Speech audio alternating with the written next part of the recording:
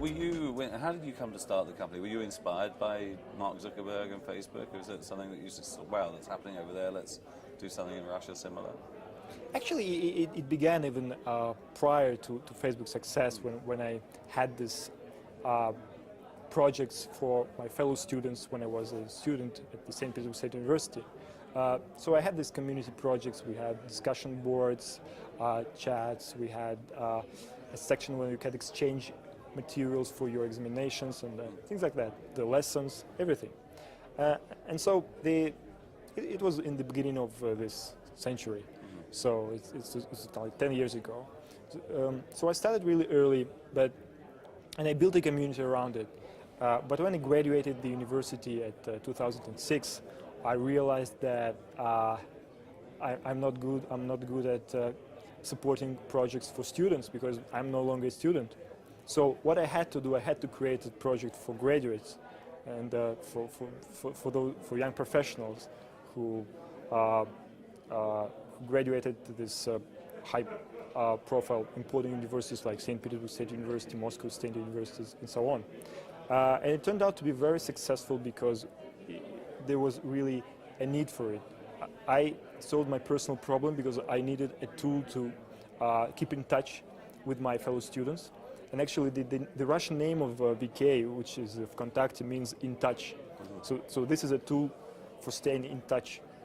And it grew very rapidly, so it was. I mean, you must keep a very close eye on Facebook and what they're doing. I mean, are there important differences in terms of how your site has evolved compared to the directions that they've been taking? Sure.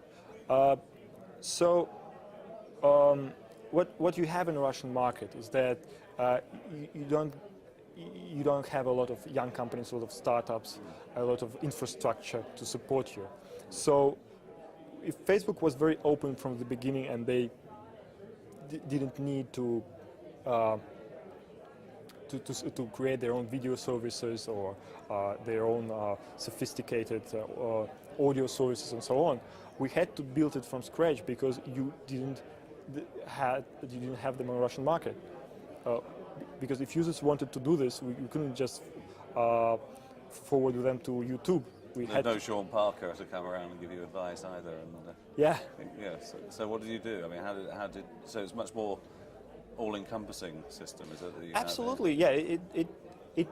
It's a bit more centralized. It used to be a bit more centralized. It's much more open now. But at some point, VK accounted for 50% of Russian traffic. I'm not sure if it's true right now, but it used to be. But if it's not true right now, it's a good sign, because more and more companies appear and attract traffic on this. And I guess Facebook has evolved to have much more sharing of video, much more like the relationship with Spotify, where people are now sharing what music they're listening to, the news feeds and so forth. I mean, have you found that the experience that you're offering, the various services you're offering your Russian customers, I mean, has that changed dramatically over the last 2 or 3 years, or is it still pretty incremental? Well, actually, yeah, we are very innovative in this. Every month we introduce 7 major improvements to the site, and we announce it loudly. These are the 7 new things of this month. Well, and for example, talking about Spotify, and Daniel Ek visited me in St. Petersburg a few weeks ago, and he said, look, we've done this thing with Facebook, maybe you should consider doing the same with us. And I said, yeah, it sounds nice, but we already have an audio service of our own because of our history.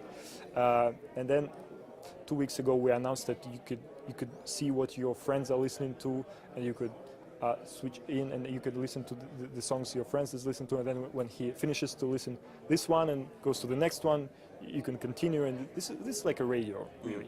And this is something that Facebook only announced. They didn't build it yet. And one of the things that they're a bit slower about this is that when you have a partnership and you have to rely on a third party to do something, this communication costs apply.